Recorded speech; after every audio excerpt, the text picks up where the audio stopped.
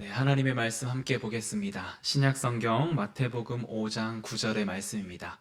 마태복음 5장 9절의 말씀을 저희가 한 목소리로 같이 읽도록 하겠습니다. 화평하게 하는 자는 복이 있나니 그들이 하나님의 아들이라 일컬음을 받을 것임이요. 아멘. 오늘도 주 안에서 예배하는 우리 귀한 성도님들과 가정에서 예배하는 우리 성도님들의 가정에 주님의 평안이 가득 임하기를 전합니다. 예수님은 산상보훈을 통하여 우리가 누구이며 어떠한 삶을 살아가야 하는 존재인지를 말씀해 주셨습니다. 그 가운데 우리가 살펴보고 있는 팔복은 제자의 정체성과 제자된 자들은 어떻게 살아가야 하는지를 압축해서 설명해 놓은 말씀입니다. 세상의 철학과 인문학에서도 가장 핵심 주제 그리고 핵심 그 화두가 되고 있는 것 가운데 하나가 나는 누구인가 그리고 나는 어떻게 살아가야 하는가 이에 대한 질문을 던지고 이에 대한 답변을 하는 것이 철학과 인문학의 핵심 주제입니다. 동양에서는 동양을 대표하는 철학자 중에 한 명인 노자는 도덕경에서 사람은 누구인가 어떻게 살아가야 하는가를 이야기하면서 가장 덕 있는 사람은 상선약수와 같은 사람이다라고 말을 합니다. 상선약수라는 말은 가장 훌륭한 덕은 물과 같다라는 의미입니다. 물이라고 하는 것은 대상을 가리지 않고 그대로 수용하며 또 상대방에 맞추어 자신의 모습을 바꾸어 가는 그런 액체를 의미하는데 그런 그 성질을 가지고 있는 사람이 가장 그 합당한 사람이다라고 이야기를 하면서 그런 사람은 어린아이와 같이 순진 무구함을 가지고 있는 자가 바로 상선약수의 사람이다라고 이제 결론을 맺습니다. 이러한 주장과 같은 맥락을 가진 서양의 철학자는 니체입니다.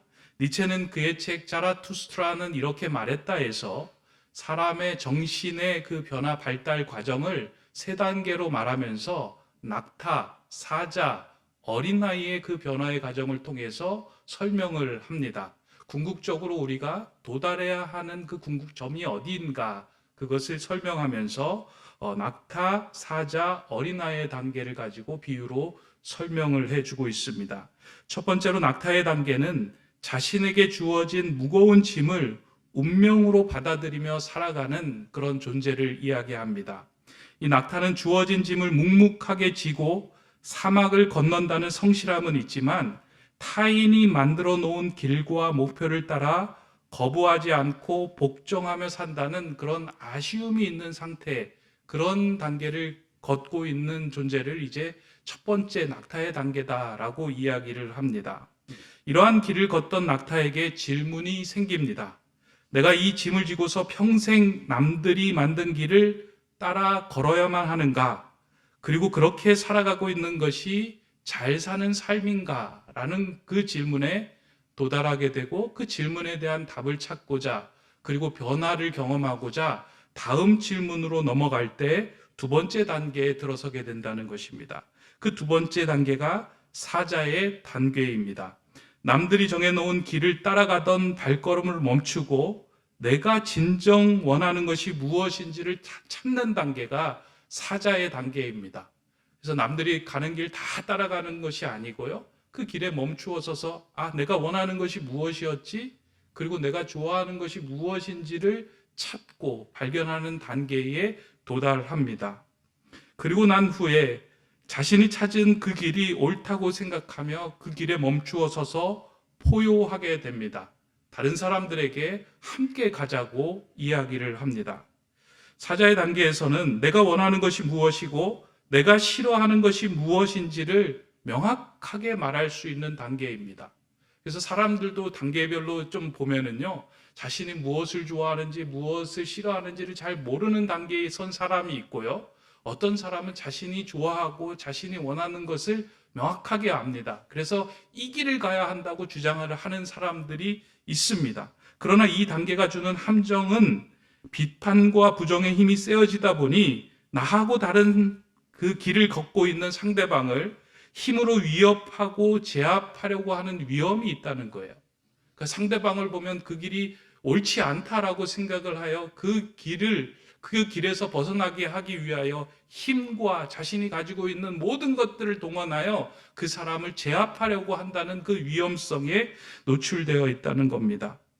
이러한 상황에서 상대방을 있는 그대로 관찰하며 상대방을 존중하고자 하는 마음이 마음속에 생겨나며 다음 단계로 변화하는 과정을 거칠 때 세 번째 단계로 넘어가는데 그 단계가 어린아이의 단계다라고 이야기를 합니다.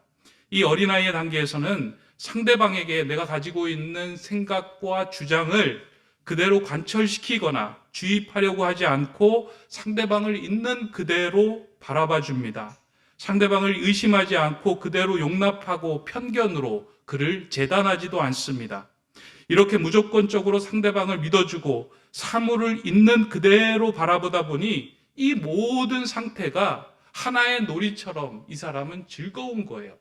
그래서 상대방이 행동하고 상대방이 표현하는 것을 보면서 아, 저 사람은 저와 같은 일이 있었구나, 저와 같은 아픔이 있었구나, 저와 같은 즐거움이 있었구나 라는 것을 보면서 그 모든 것을 놀이로 승화시킬 수 있는 힘이 있습니다. 과거에 붙들리지 않고요, 그 사람이 가지고 있던 어떤 실수나 치명적인 잘못에 붙들려서 그 편견으로 그 사람을 묶는 것이 아니라 그 과거를 망각하고 그 사람 있는 현실의 자체를 바라봐 주면서 온전히 받아들이는 단계, 그것이 어린아이의 단계다라고 말을 합니다. 그래서 니체는 초인이라는 말을 사용하면서 사람의 인간의 정신이 가장 궁극 지점에 도달하는 지점이 이 어린아이와 같은 지점에 도달하는 것, 그것을 이제 주장을 했습니다. 이렇게 동서양 철학에서 보면 어린아이와 같이 순진무구하고 어린아이와 같이 있는 것을 그대로 봐주는 삶이 궁극적으로 도달해야 할 지점이다라고 이야기를 하고 주장하는 것을 우리가 책을 통해서 또 여러 가지 사상을 통해서 우리가 발견하게 됩니다. 그리고 이러한 주장은 사실은 예수님의 메시지와도 정확하게 맞닿아 있는 부분이기도 합니다. 예수님께서 이 땅에 오셔서 말씀하신 핵심 메시지가 무엇이냐면 하나님의 나라였습니다. 어떻게 이 땅에 하나님의 나라를 이루어갈 것인가, 그리고 그 하나님의 나라를 이루어가는 합당한 자의 삶의 모습이나 그 백성의 삶은 어떠해야 되는가를 제자들과 많은 무리들에게 선포하고 선언해 주셨습니다. 그러면서 예수님께서 하신 말씀이 무엇이냐면 하나님 나라의 합당한 자의 삶의 모습은 바로 어린아이와 같은 모습이어야 한다라고 말씀을 하십니다. 마태복음 18장 2절에서 3절까지의 말씀을 보면 이렇게 기록하고 있습니다. 예수께서 한 어린아이를 불러 그들 가운데 세우시고 이르시되 진실로 너희에게 이르노니 너희가 돌이켜 어린아이들과 같이 되지 아니하면 결단코 천국에 들어가지 못하리라. 어린아이와 같이 되지 아니하면 천국에 들어가지 못하고 이 땅에서 하나님의 나라를 이루어갈 수 없다라고 이야기를 합니다. 예수님도 우리가 살아가는 삶 속에서 이 어린 나이와 같은 삶이 정말 중요하고 귀한 삶이다라고 이야기를 합니다. 근데 예수님께서 말씀하시는 이 어린 나이는 조금 철학에서 이야기하는 어린 나이하고는 결을 달리합니다.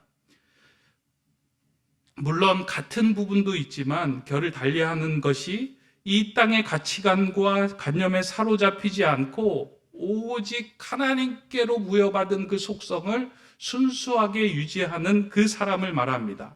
자신이 원하는 주장으로 다른 사람을 재단하거나 위협하지 않는, 그리고 있는 것을 그대로 하나님이 창조하신 그 세상을 있는 그대로 바라볼 수 있는 순결한 마음을 가진 사람, 그 사람을 어린 아이다라고 말합니다. 그러나 예수님은 여기에서 그치지 않고 한 단계를 더 나아가서 그 어린 나이의 삶 속에서 펼쳐져야 하는, 행해야 하는 자세와 삶이 무엇인지를 이제 설명해 주시는데요. 그에 대한 설명이 사실은 산상보훈의 말씀이며 그에 대한 설명이 팔복의 메시지입니다. 오늘 우리가 살펴보는 7번째 말씀은 사실은 성경에서 제자들이 그리고 하나님 나라의 백성으로 합당한 사람들이 가장 궁극적으로 도달해야 할 지점을 설명해 주신 말씀이기도 합니다. 그래서 앞서서 이런 이야기를 했던 그 맥락이, 그러면 그리스도의 제자로 살아가는 우리들은 어느 점에 도달해야 하며 어떠한 삶의 목적을 가지고 살아가야 하는가, 그에 대한 답을 주신 것이 오늘 우리가 살펴볼 7번째 복선언입니다. 예수님은 그 복선언에서 우리에게 이렇게 말씀합니다.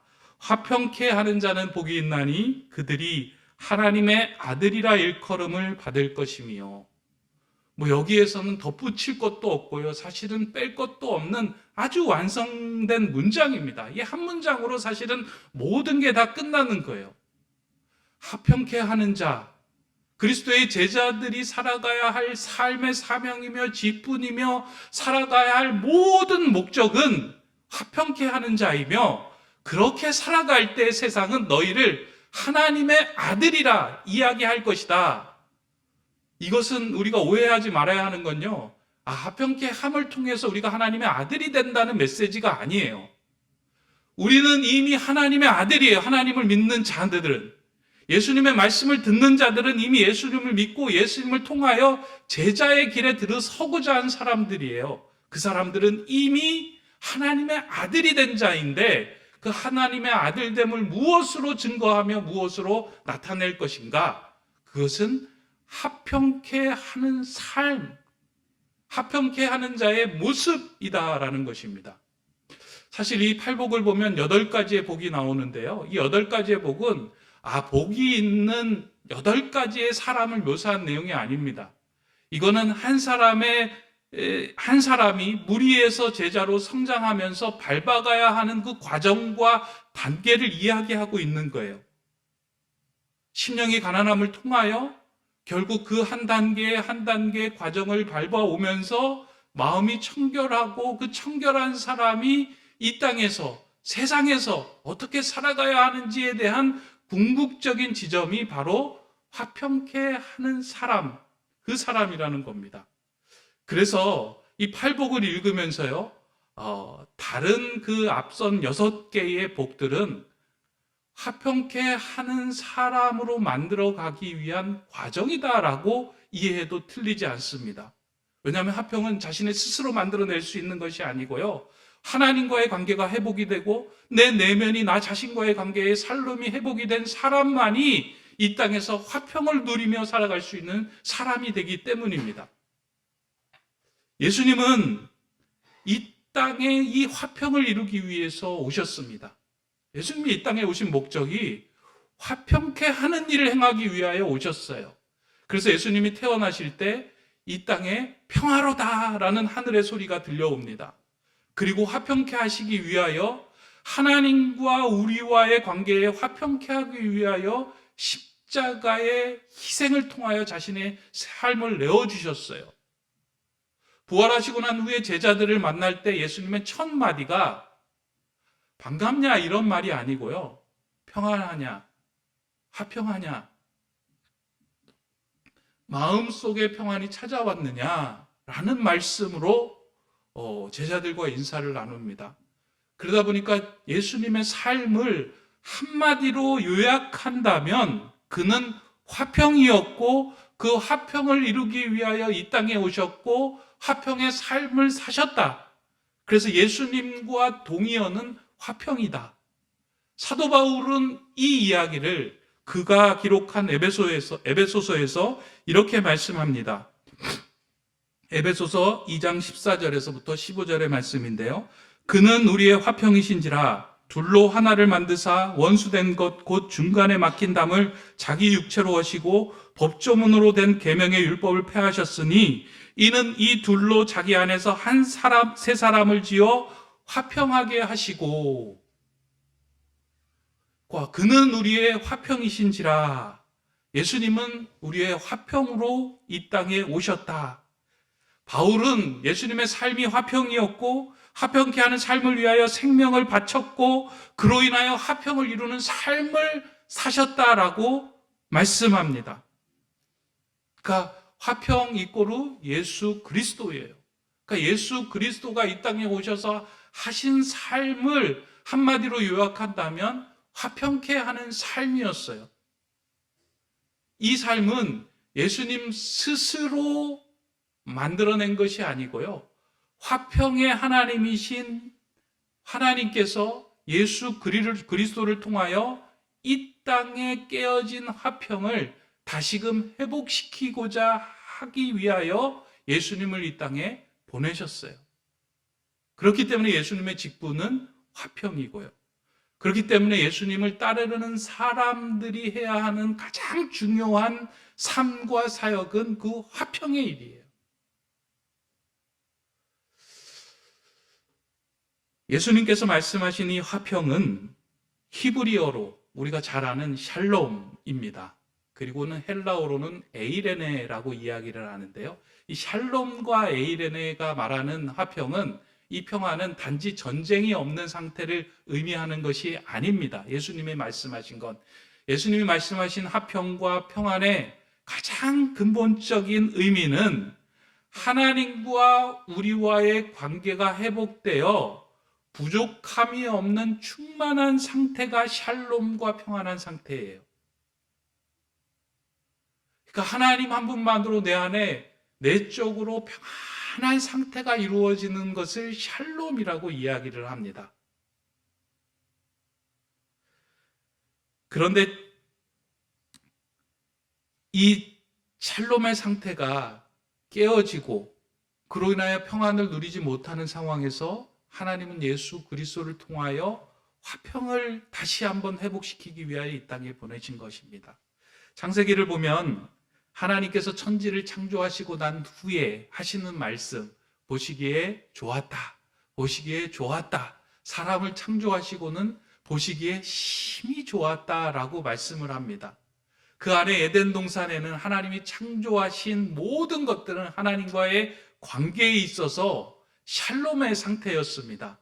하나님과의 관계에 그 갈라진 틈이 없었고요.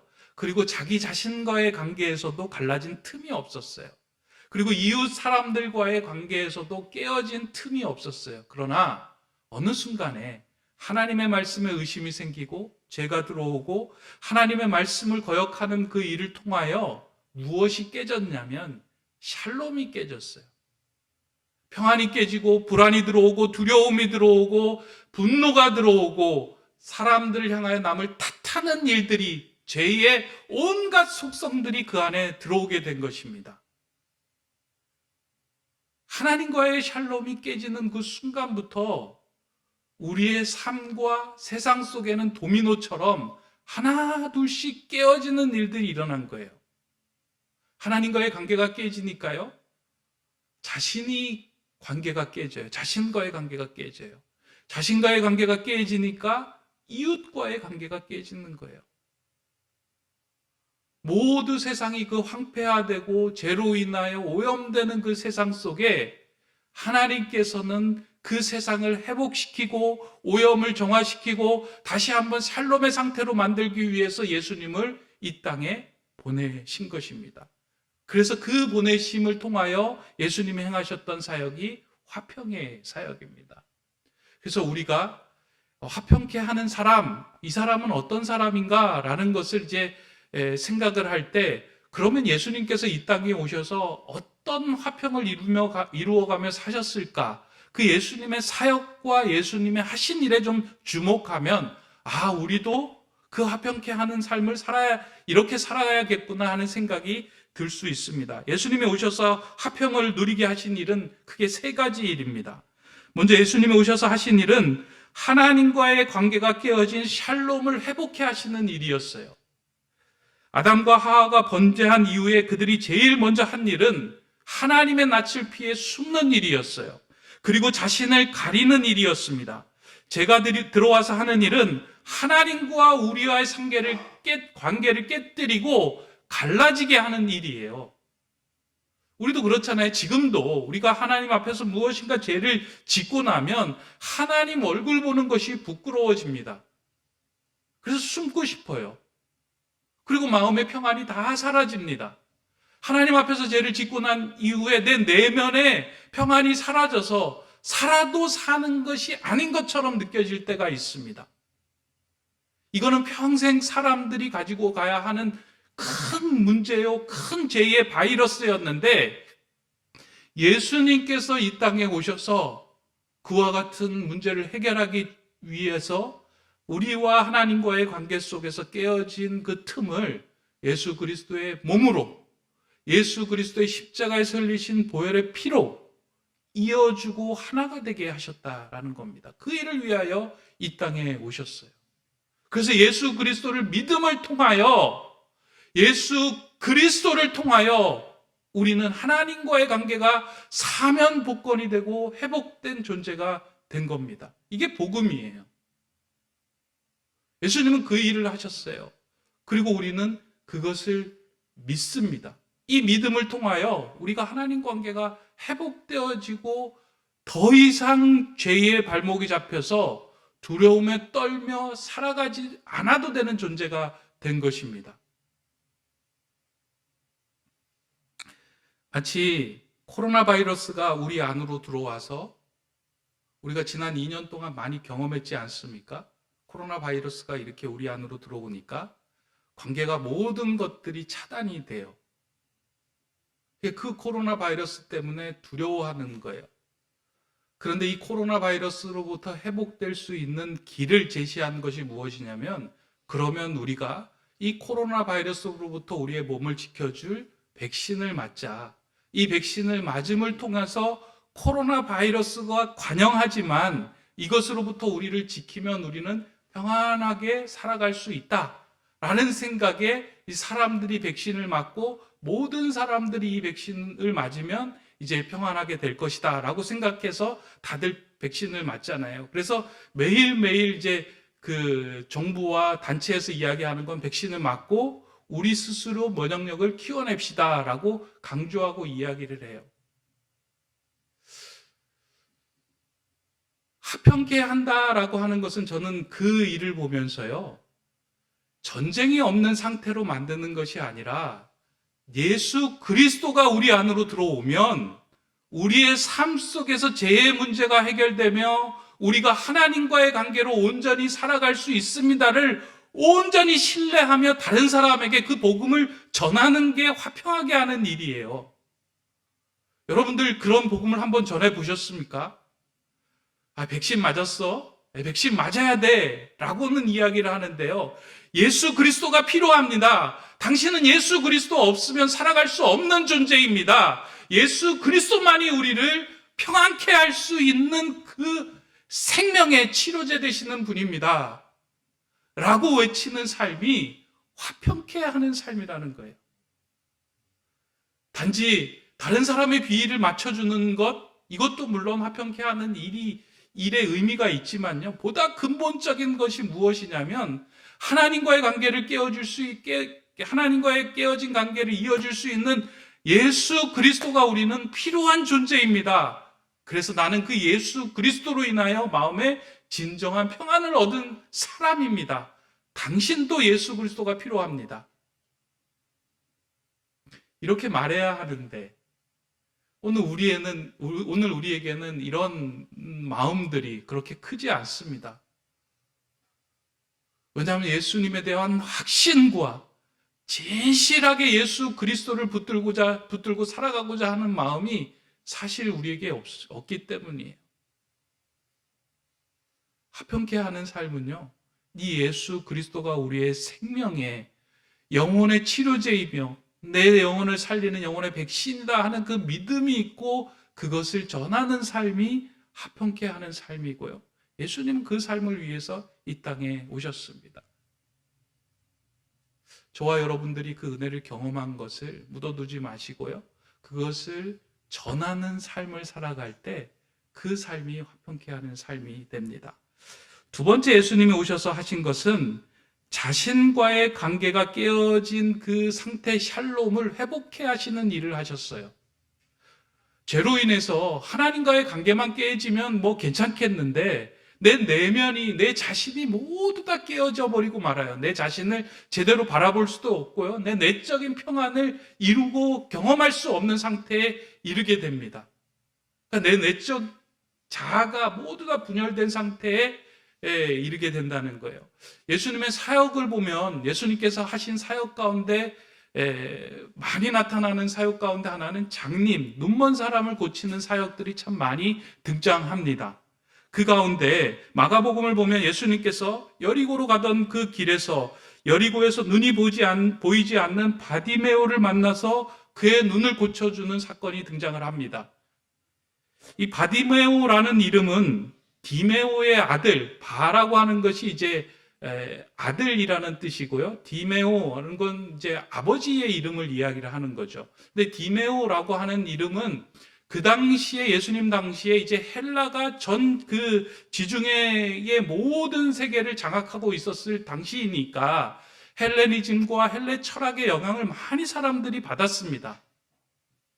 그 가운데 영향을 많이 받았던 것 가운데 하나가 이 디메오는 티마이오스라고 하는 그 이름인데요.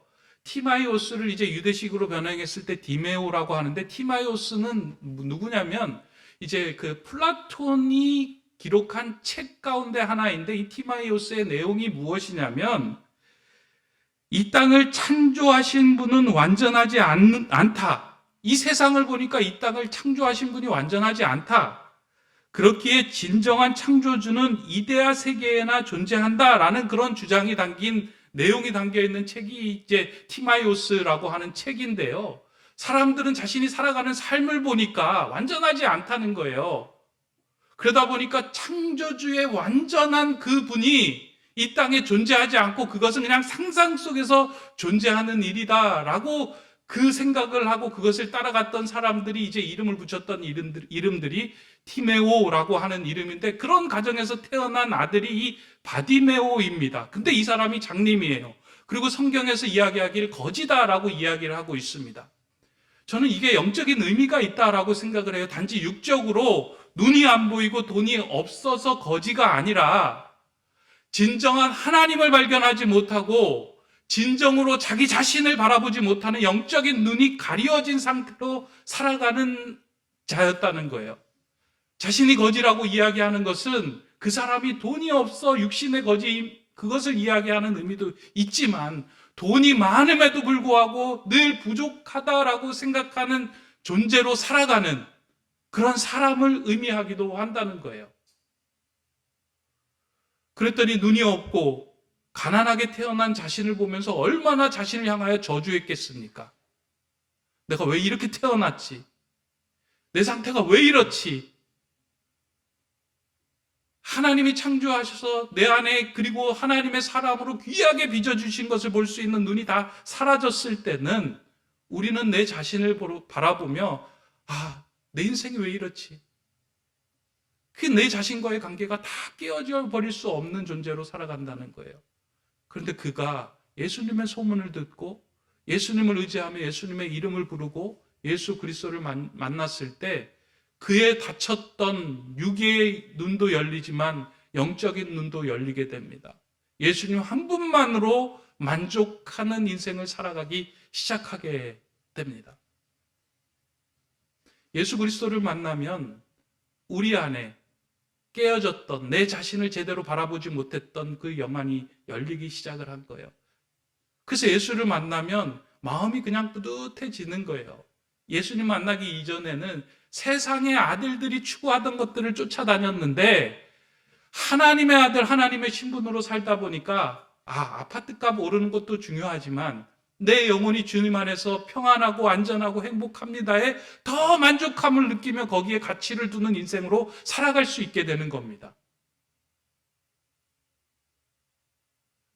그것이 나를 제대로 바라보며 나의 관계가 조금씩 회복되어 있는 일들을 예수 그리스도가 이 땅에 오셔서 하셨던 일이에요.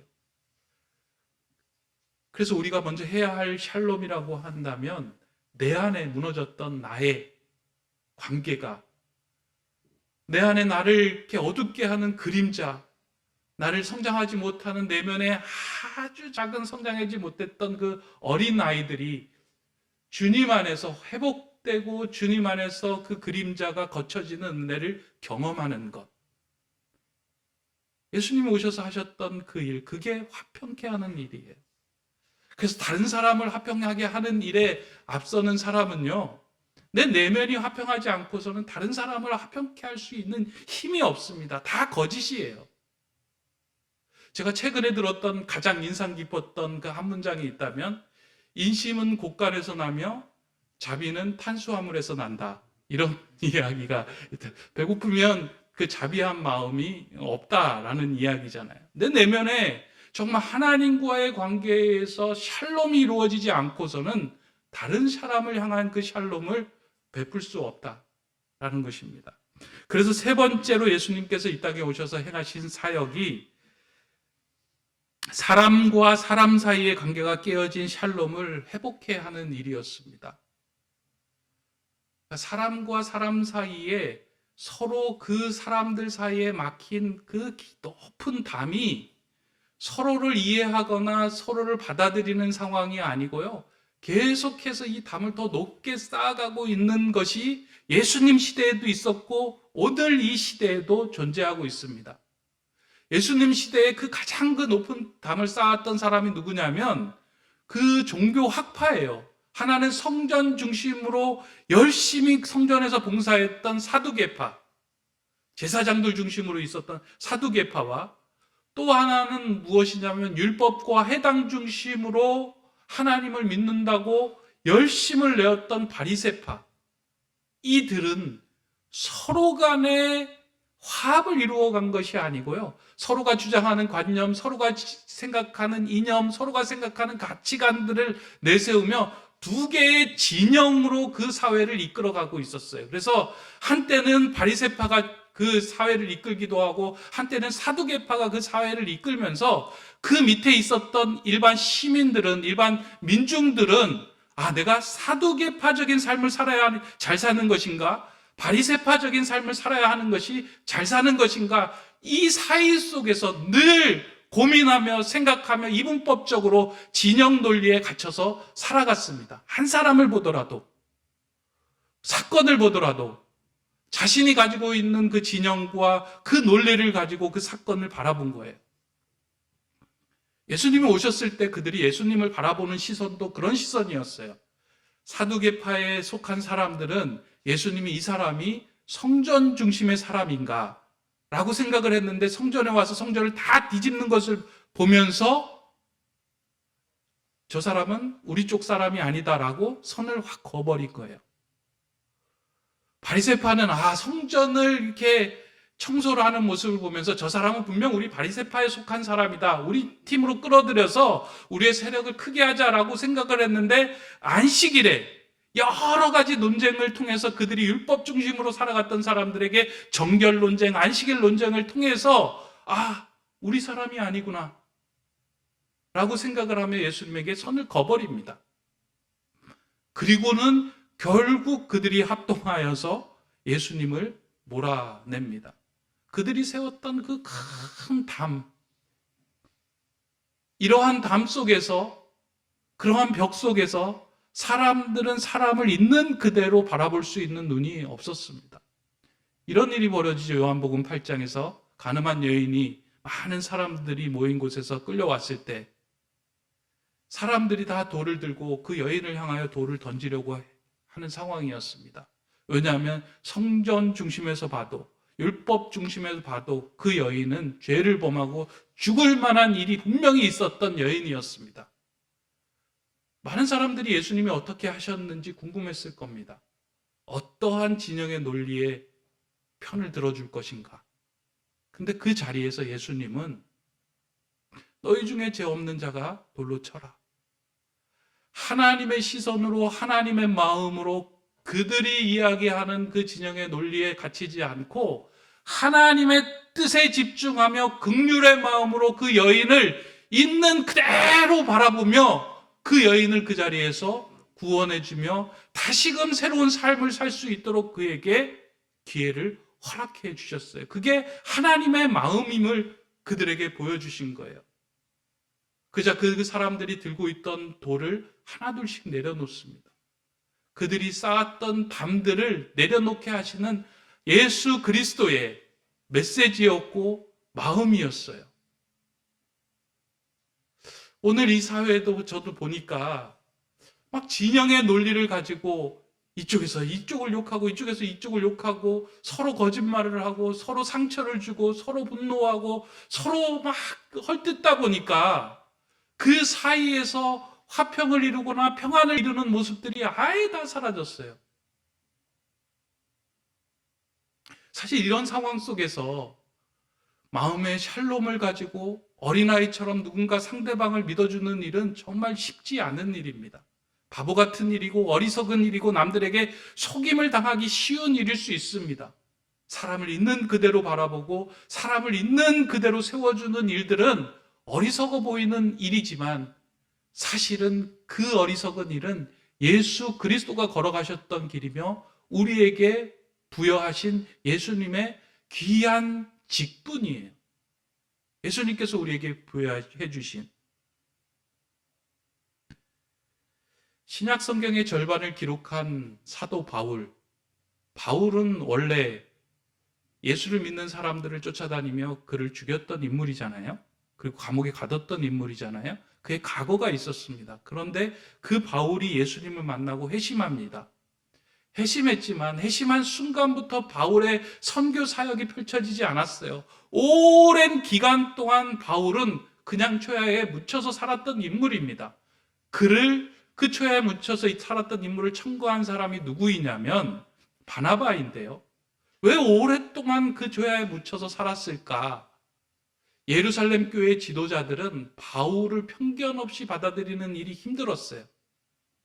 그러다 보니까 그 바울을 꽁꽁 묶고 있었는데 바나바가 보니까 이 바울은 주의 일에 힘쓰는 자임을 알고 있는 그대로 바울의 마음을 받아들이고 그 예루살렘 교회 지도자들에게 청구해서 이 바울은 이제 주님을 만나고 회심하여 새로운 사람이 되었고 하나님 나라의 일을 위하여 생명을 바칠 그런 인물입니다.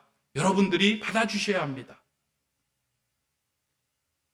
그 바울을 위해서 바나바는 자신이 그냥 쫓아다니면서 그 모든 일들을 화평케 하기 위하여 애썼던 인물입니다.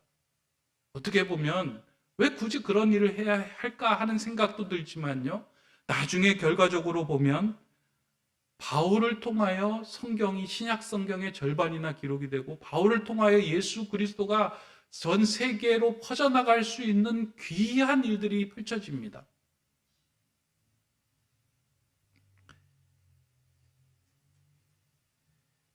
화평의 삶은 쉽지는 않습니다. 예수님이 걸어가셨던 모든 길들은 사실은 좁은 길이며 그 삶을 살아내는 것은 쉽지 않을 겁니다. 그러나 우리의 내면에 하나님과의 관계가 회복이 되고 내 관계가 회복이 되기 시작할 때 내 안에 뚝심이 생기는 거예요. 그래, 화평의 삶을 사는 것이 하나님의 아들로 사는 것이구나 하는 그 뚝심과 그 힘이 거기서부터 생겨납니다. 그리고 이 화평의 삶은 하나님께서 우리에게 그리고 예수님께서 우리에게 부여하신 직분입니다. 이에 대해서 바울은 자신이 이제 그런 은혜를 경험하고 난 후에 자신도 그 화평의 삶을 살면서 이것은 나로부터 생겨난 것이 아니라 하나님께로부터 났고 하나님께서 주신 직분이다라고 하면서 고린도 후서에서 이렇게 고백합니다. 모든 것이 하나님께로서 났으며 그가 그리스도로 말미암아 우리를 자기와 화목하게 하시고 또 우리에게 화목하게 하는 직분을 주셨으니 곧 하나님께서 그리스도 안에 계시사 세상을 자기와 화목하게 하시며 그들의 죄를 그들에게 돌리지 아니하시고 화목하게 하는 말씀으로 우리에게 부탁하셨느니라.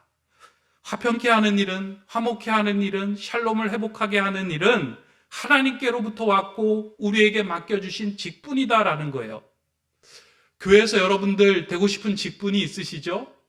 장로님도 되고 싶고 권사님도 되고 싶고 집사님도 되고 싶고 성가대 우리 지휘자도 되고 싶고 봉사의 봉사부장이 되고 싶고 여러 가지 맡고 싶은 직분들이 있을 겁니다. 근데 이 모든 직분의 근간을 이루고 행해야 하는 가장 중요한 그 핵심의 근간이 무엇이냐면 그것은 다 화평케 하는 일을 위해서 필요한 그 거표지에 불과하다라는 거예요. 장로가 돼서 뭘 해요? 화평케 하는 일이에요. 권사님이 되셔서 뭘 해요? 화평케 하는 일이에요. 집사님이 되셔서 뭘 해요? 화평케 하는 일이에요. 찬양을 해서 뭐 해요? 화평케 하는 일이에요. 교회는 화평케 하는 직분을 감당하는 사람들이 모인 곳이에요. 그래서 교회는 사실은 상처받는 것이 아니고요, 치유되고 회복되는 것이에요. 근데 목회를 하다 보니까 저도 이제 20년에서 거의 목회한 기간이 나이는 젊지만 벌써 이제 30년 가까이 되어 가는데 가장 많이 들은 이야기가 목사님 교회에서 상처받았어요. 교회에서 어떻게 그렇게 갈라집니까? 라고 이야기를 해요. 교회에서 상처받았다는 거예요. 목사님을 통해서 봤던, 뭐든 통해서 봤던, 그리고 그 늘 트러블을 일으키는 그 한 사람 때문에 상처를 받았다라고 이야기를 해요. 교회는 상처를 받는 것도 아니고 상처를 주는 것도 아니고, 교회가 가장 궁극적으로 늘 마음에 새기고 있어야 하는 것은 한 가지예요. 화평케 하는 것. 화평케 하는 것. 성가대도 화평케 하는 일을 위해서 애써야 되고요. 목회자인 제가 가장 궁극적으로 애쓰고 노력해야 하는 일은 화평케 하는 거예요. 하나님과 여러분들이 화평케 하기 위해 애써야 되고요. 내가 내 자신과 화평하기 위해 애써야 되고요.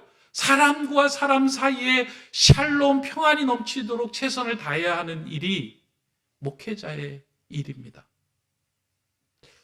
그래서 저는 오래전부터 이제 제가 그 메일 닉네임을 피스메이커라고 이렇게 지었는데요. 벌써 한 25년 정도 됐는데, 피스메이커, 평화를 이루는 사람이 좀 되고 싶다라고 했는데, 사실 만만하지는 않더라고요. 그 평화를 이루어간다는 게 말은 하지만 사실 일상에서 화평을 행하는 삶이 참 쉽지는 않습니다. 설교를 준비하면서도 제가 이렇게 마음에 다가왔던 건요, 이게 설교를 준비하면서 화평을 설명하는 것은 좋지만 또 내가 내 삶 속에서 화평을 이루기 위해 나는 얼마나 노력했고 그런 삶을 살아갔느냐, 이 삶을 보여주는 목회자가 되면 참 좋겠다. 가정에서도, 교회에서도, 동네에서도, 일상에서도 화평을 말잔치로 끝내는 것이 아니고요, 내 현장에서, 삶 속에서 어떻게 그 삶을 이루어가면 좋을까? 여러분들은 어떻게 가정에서 화평을 이루는 삶을 살아가고 계십니까? 여러분은 교회에서 어떻게 화평을 이루는 삶을 살아가고 계십니까? 여러분은 직장에서 혹시 여러분들이 가는 곳마다 트러블이 일어나고 있지는 않습니까? 남편과 아내 사이에 막힌 큰 담을 그냥 놓고 살아가고 있지는 않습니까? 그리고 아이와 내 자신과의 큰 담을 그냥 두고 살아가고 있지는 않습니까? 형제와 형제 사이에 큰 담을 두고 예수 그리스도를 믿는다고 살아가고 있지는 않습니까? 화평케 하는 자는 그 담을 허무는 사람입니다. 쉽지는 않아요. 어려워요.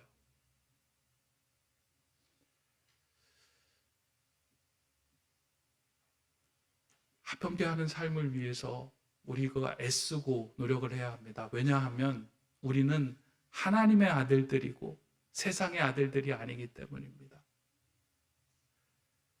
세상 사람들은 우리를 보고 하나님의 아들이라 인정하며 칭하는 그 순간은 단 한 가지입니다. 저 사람이 화평의 사람인가?